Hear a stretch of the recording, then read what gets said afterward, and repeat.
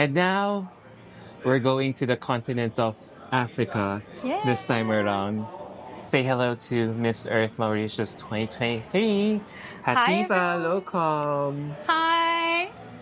Hello, thank you for allowing me to interview you at this time of the competition with only 3 days left. Yeah, it's a pleasure. It's an honor to be interviewed by you. Oh no, the pleasure is mine, to be interviewing a well-rounded woman like you.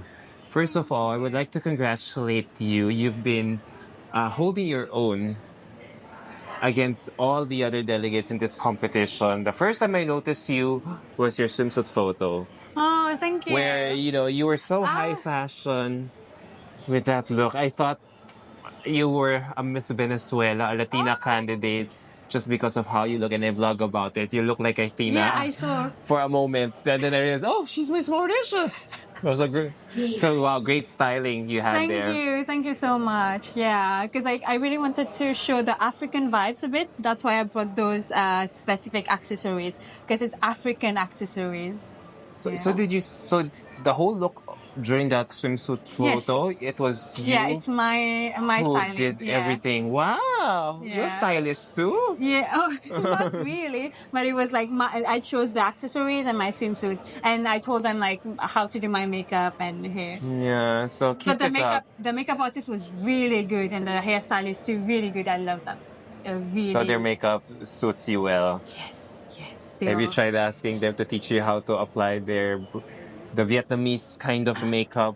I And need to, because like actually applying makeup is kind of my weakness. Honestly, I feel that it's my weakness, so I need to ask them like how to the techniques and everything. I heard the organization employed 200 makeup artists for all you girls Oh during that wow. during the preliminary competition in Dalat.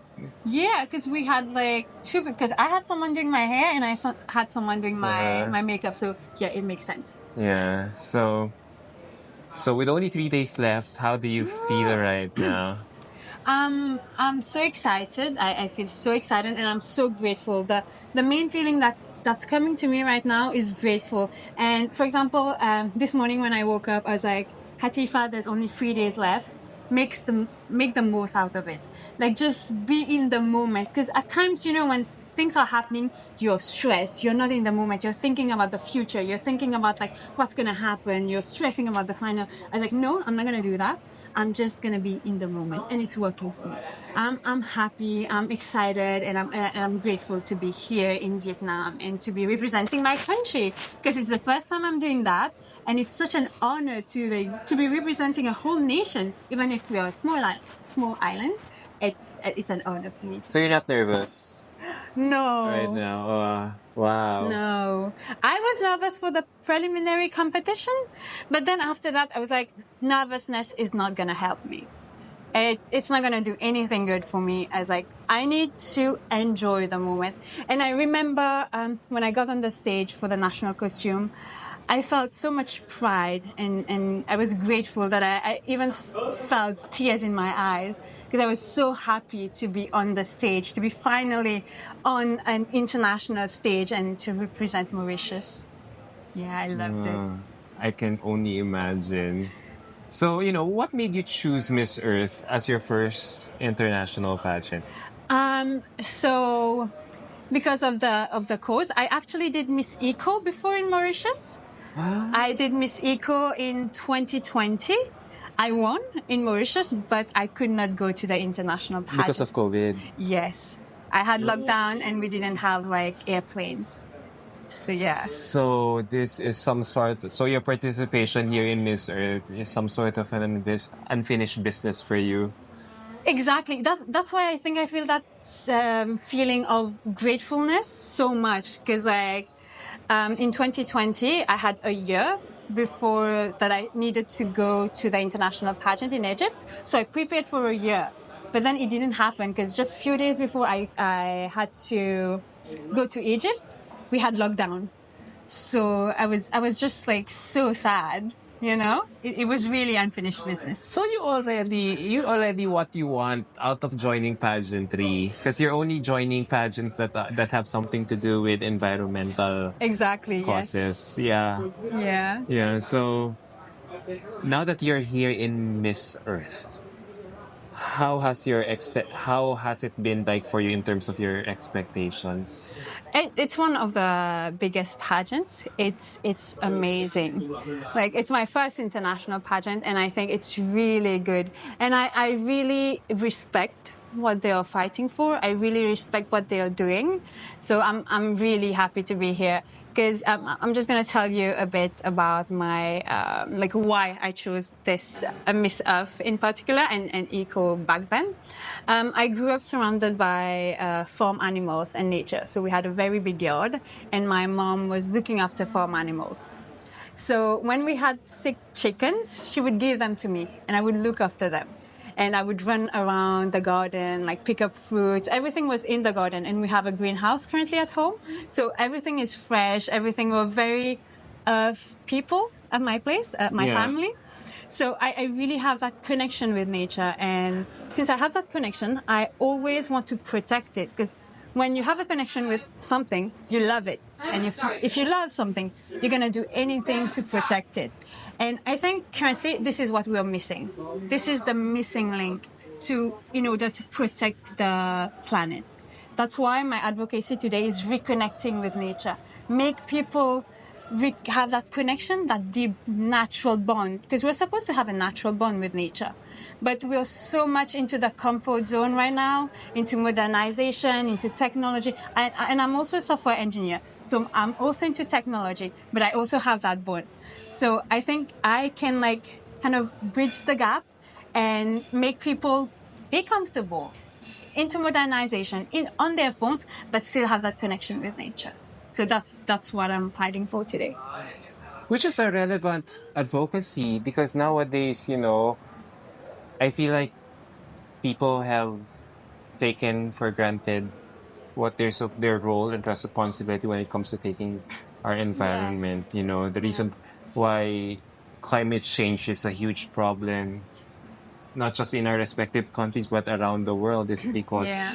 of how we have we have been so carefree and not thinking about the problem when it's slowly catching up.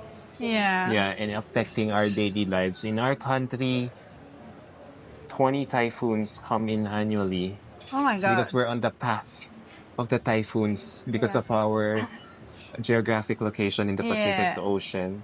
So for sure, your country is Cyclones. also Yeah, cyclones. experiencing some effects of climate change. Yeah, we have severe storms happening, especially beginning of the year.